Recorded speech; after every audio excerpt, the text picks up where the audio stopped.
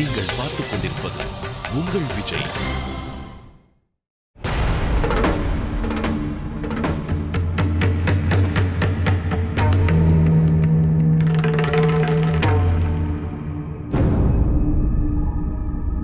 என் வரத்திற்கு அவமதிப்பு நிகழ்த்தியது ஈசன் அல்ல, அது உன்னால் தான் நிகழ்ந்தது.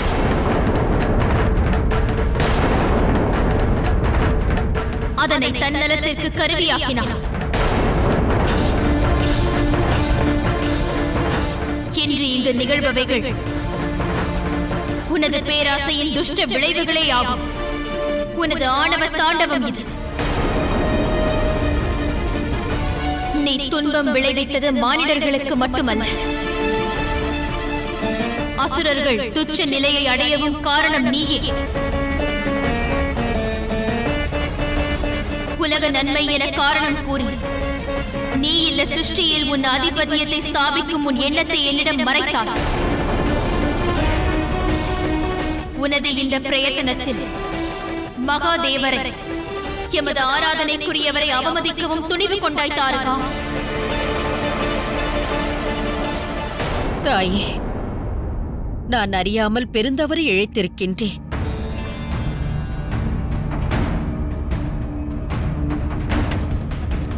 என்னை மன்னித்தருள வேண்டுகிறேன். மார்க்க தரிசனம் அளியுங்கள் தாயே. ஒருபோதும் அசுரர்கள் வீழ்ச்சிக்கு நான் காரணமாக கூடாது. என்றும் அசுர குலத்தின் நன்மையையே உத்தேசமாக கொண்டவள் நான்.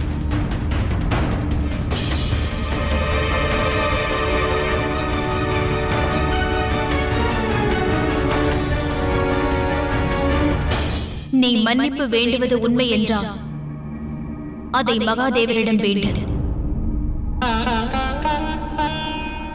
நீ அவமதித்தது அவரைத்தான். அவரே உனக்கு தகுந்த வழிகாட்ட இயலும்.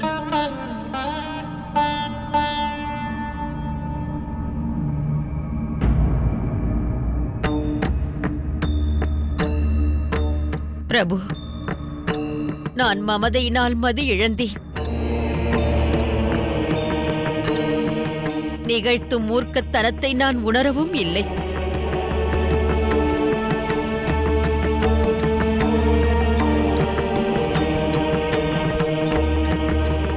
உழைப்பின் உத்தேசம் வாழ்வாதாரங்களை திரட்டுவதே தாரகா.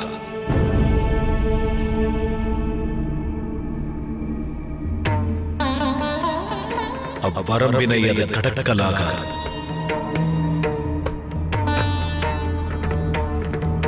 உழைப்பினால் உண்ண உணவு கிடைக்கிறது.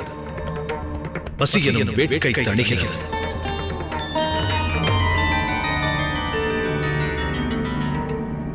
எனினும் வாழ்க்கையின் நோக்கமானது வயிற்றின் தேவையை நிறைவேற்றுவது மட்டுமல்ல, ஜனனத்தின் நோக்கமானது இறைவனை மேலும் நெருங்க பிரயத்தனிப்பதே ஆகும்.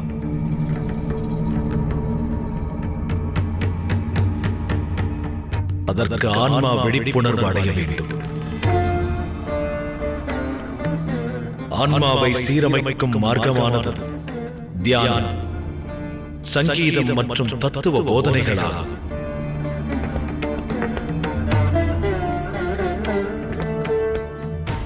ஆன்மாவின் சீரமைப்பே மானிடர்களை அவர்களது மண்ணுலக வாழ்வில் இறைவனை நோக்கி இட்டுச் செல்கிறது.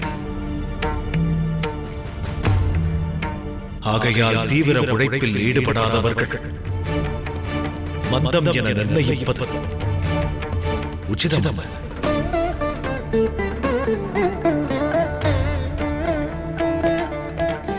எப்படி மறந்தாய்? நீ வேண்டிய ஆற்றலை பெறுவதற்கு, வேண்டிய வரத்தை அடைவதற்கு நீயும் கடும் தவம் இருந்தாய். உனது தவத்தையும் நீ மந்தத்தன்மை என்று எண்ணுவாயா?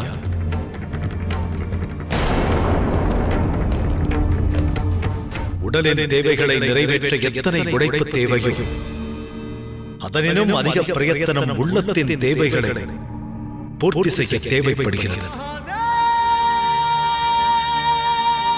அதற்கு தன்னலத்திலிருந்து விடுபட வேண்டும்.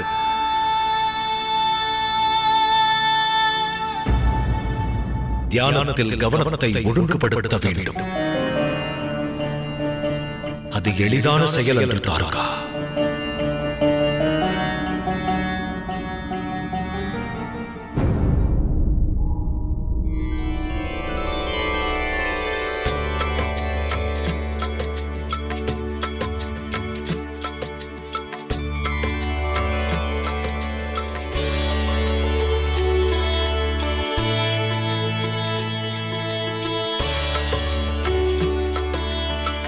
அன்னை எவ்வாறு விவரித்தார்களோ அவ்விதமே இந்த தலம் அமைந்திருப்பதாக தெரிகிறது. தமக்கை இங்குதான் இருக்க வேண்டும். வாருங்கள்.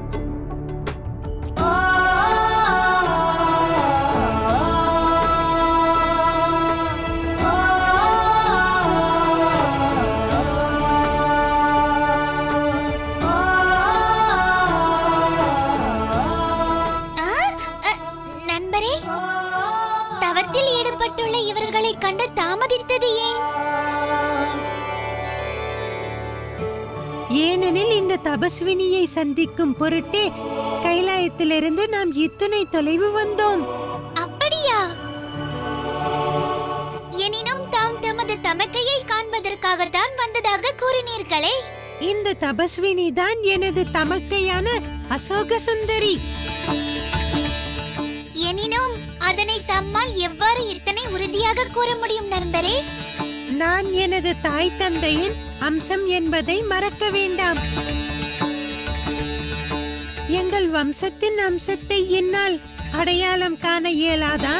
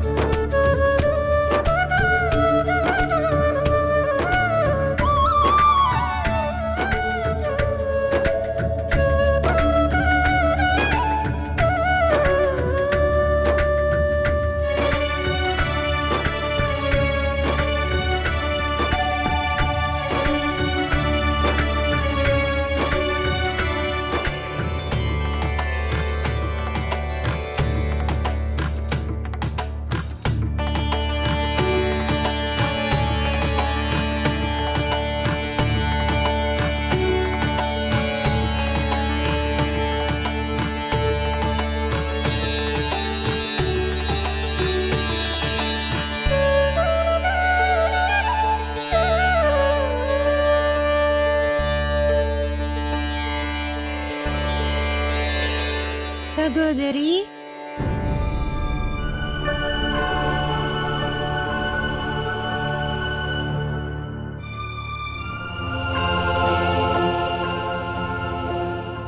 இல்லை, தமக்கை அவர்களின் தியானத்திற்கு நான் தடையாக கூடாது. நெடுங்கால தவத்திற்கு பங்கம் விளைவிப்பது உகந்ததாகாது. எனினும் இவர்களோடு உரையாட அல்லவோ இத்தனை தொலைவு வந்துள்ளேன். இவர்களது தவமானது எப்போது நிறைவேறும் என்பதையும் நான் அறிய மாட்டேனே. நான் எத்தனை காலம் காத்திருப்பது? இது என்ன சங்கடம்? அன்னை அவர்கள் கூற்றுப்படி தவமானது விருப்பத்தை கேட்டு பெறுவதற்கு என கூறினார்களே. தமக்கை அவர்களின் விருப்பம் யாதாயினும் அதனை நான் எடுத்து வந்தால் அவர்களது இந்த கடுந்தவம் நிறைவடையும் அல்லவா? இருப்பினும் தமக்கை எதனை பெற தவம் செய்கிறார்கள் என்பதை நான் எவ்வாறு அறிவேன்? நாராயண நாராயண. பணிகிறேன் தேவரிஷி. குழப்பத்தில் ஆழ அவசியமேதுமில்லை. அரசன் நாயுவின் புதல்வன் நகுஷனை மணக்கவே இவள் தவத்தில் ஈடுபட்டிருக்கிறாள். நகுஷனா? இதன் அர்த்தம் யாதெனில் நான் எனது தமக்கைக்காக உடன் நகுஷரை இங்கு அழைத்து வர வேண்டும். தமது தமக்கையோடு உரையாடும் எண்ணம் தமக்கு இருந்தால் நோக்கம் அதுதானே.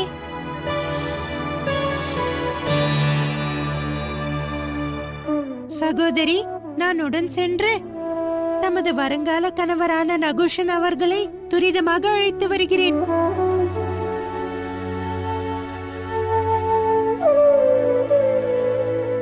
நாராயண நாராயண.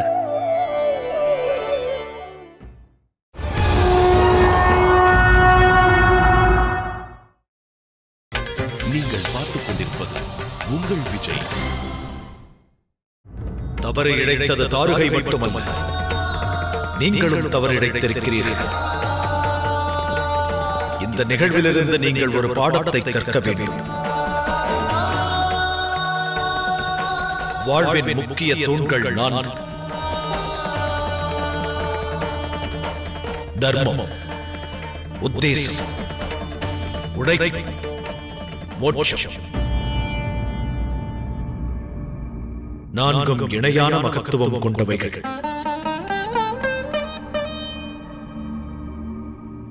தர்மத்தை கடைபிடிக்க மற்ற 3 தூண்களை கடைபிடிக்காதிருப்பது உச்சிதமாகாது. அதை இறைவனும் அங்கீகரிப்பதில்லை. தர்மத்திற்கு மாத்திரம் மகத்துவம் அளித்தால் அதனால் சீர்குலைவு ஏற்படலாம்.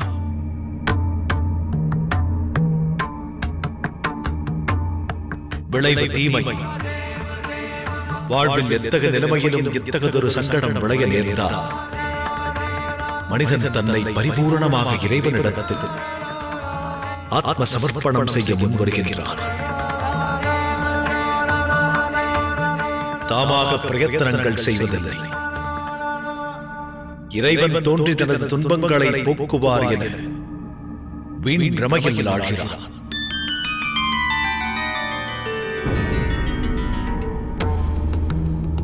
எனினும் எவர் உழைப்பில் ஈடுபட தயங்காதவரோ அவர்களுக்கு மாத்திரமே இறைவனின் துணை கிட்டுகிறது. தனது நிலையை மாற்றிக்கொள்ள சுய பிரயத்தனங்கள் அவசியம்.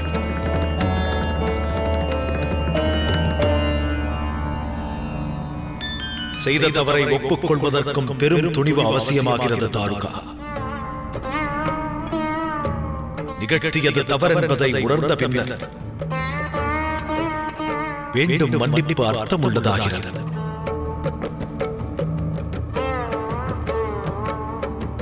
துணிவு கொண்டு சங்கோஜமின்றி பார்வதியிடம் மன்னிப்பு வேண்டும்.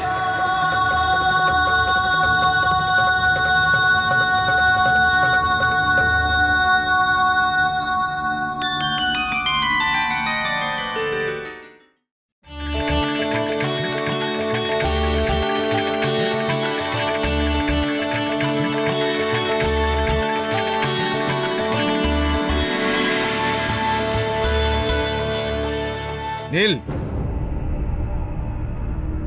எங்கு முன்னேறுகிறீர்கள்? இந்த தலமானது அரசர் ஆயுவின் அரண்மனை. நன்கறிவோம்.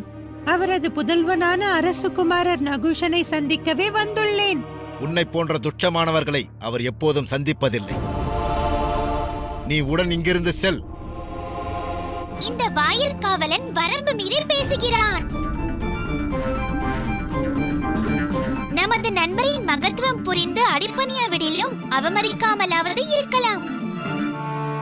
என்னை பொறுத்தவரையில் இவர்களை தாக்கி சிதறடித்து முன்னேறுவோம். நம் பாதங்களின் கீழ் நசுங்கிய பின்னர் இந்த மூர்க்கர்களுக்கு நற்புத்தி வரும்.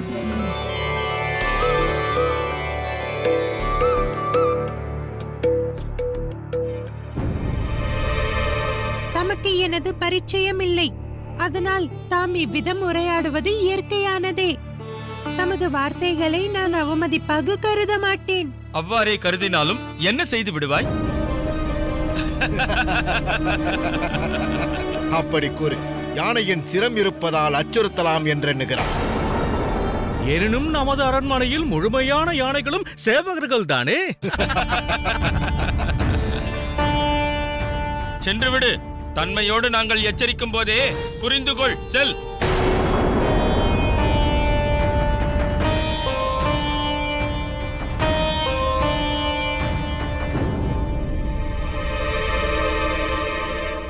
ஒருபோதும் உங்கள் நடவடிக்கைகளை நான் தவறாக கொள்ளவில்லை. ஏனெனில் என்னை குறித்த உண்மையை நீங்கள் எவரும் இன்னும் உணரவில்லை. நானும் வாயிற்காவலனாக இருந்தவனே. நானும் தம்மை போலவே நடந்து கொண்டேன். எனினும் அந்த மமதைக்கான விளைவு பெரும் துன்பத்தை விளைவித்தது. எனது சிரமே துண்டிக்கப்பட்டது. நீங்களும் என்னை போல் தவறிழைக்காதீர்கள். நான் ஒரு சுபகாரியத்திற்காகவே இங்கு வந்தேன். அரசகுமாரர் நகுஷருக்கு என் சகோதரியை மனம் முடிப்பதே எனது உத்தேசம். சகோதரியா? அவளும் உன்னை போலவே யானை தலை கொண்டவளா?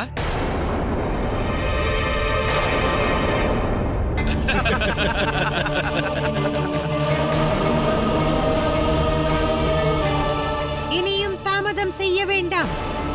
நான் துரிதமாக அரசகுமாரர் நகுஷரை சந்திக்க வேண்டும். அவருக்கு தன் பெண்ணை மணமுடித்து தர அரசர்கள் வருவதே வழக்கம். செல் பாலகனே, சென்று வேறு எங்கேனும் விளையாடு. வேண்டாம் வாயிற்காவலர்களே, நீங்கள் பெரும் தவறு செய்கிறீர்கள். எமது நண்பர் தமது பொறுமை இழந்தால் உங்கள் அனைவரது தலைகளையும் கொய்து பந்தாடி விடுவார்.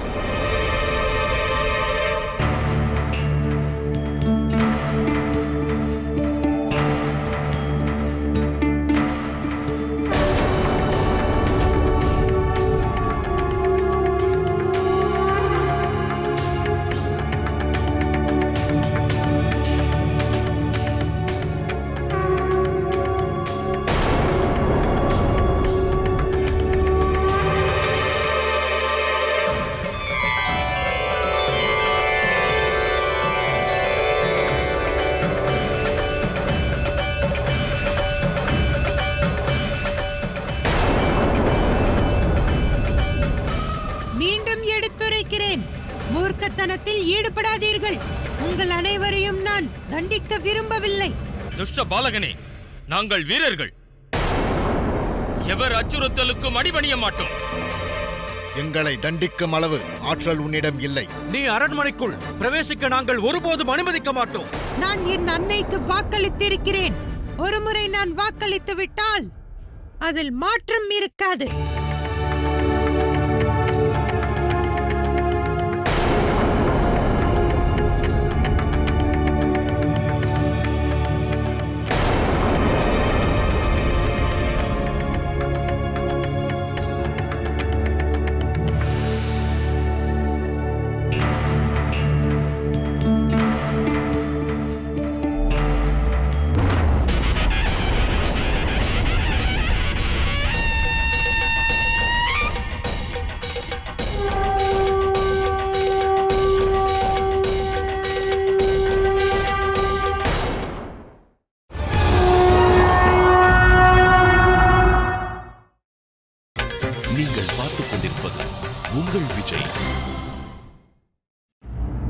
தாரகா,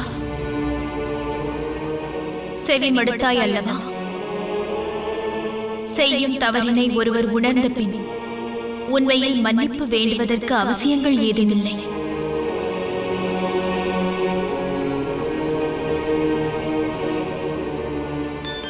இந்த தலம் பார்வதியின் வரம் பெற்றது. இங்கு நான் ஜோதிர்லிங்க வடிவில் நாகேஸ்வரனாக இனி வீற்றிருப்பேன். மகாதேவ் மகாதேவ் மகாதேவ் மகாதேவ் மகாதேவ். என் தரிசனம் கிடைக்கப் பெற்ற பின் மார்க்கம் தவறிய மானிடர்கள் சன்மார்க்கத்தை ஸ்வீகரிப்பார்கள்.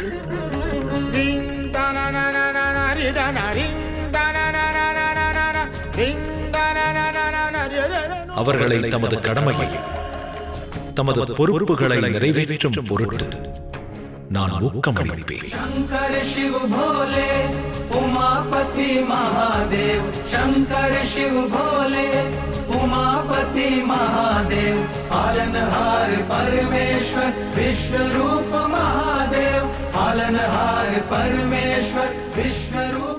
ஈராறு ஜோதிர்லிங்கங்களில் ஒன்றான நாகேஸ்வர லிங்கத்தின் ஆலயம் கிருஷ்ணரின் நகரான துவாரகாபுரியிலிருந்து 25 கிலோமீட்டர் தொலைவில் அமைந்துள்ளது. இங்கு ஈசன் நாகேஸ்வரராகவும் அன்னை பார்வதி நாகேஸ்வரியாகவும் பூஜிக்கப்படுகிறார்கள். இந்த ஜோதிர்லிங்கத்திற்கு பூஜையும் ருத்ராபிஷேகமும் இறைவன் கிருஷ்ணரால் செய்யப்பட்டதாக நம்பப்படுகிறது. இந்த சிவலிங்கத்தின் வடிவத்தில் வளையங்கள் அமையப் பெற்றுள்ளன. ஆகையால் இந்த சிவலிங்கம் 3 முகம் கொண்ட ருத்ராட்சம் போல் காட்சியளிக்கிறது. சத்திய பாவனையோடு இந்த சிவலிங்கத்தை தரிசனம் செய்பவர்கள் தம்முடைய உள்ளத்தின் தீமை அனைத்தும் நீங்கப் பெறுகிறார்கள்.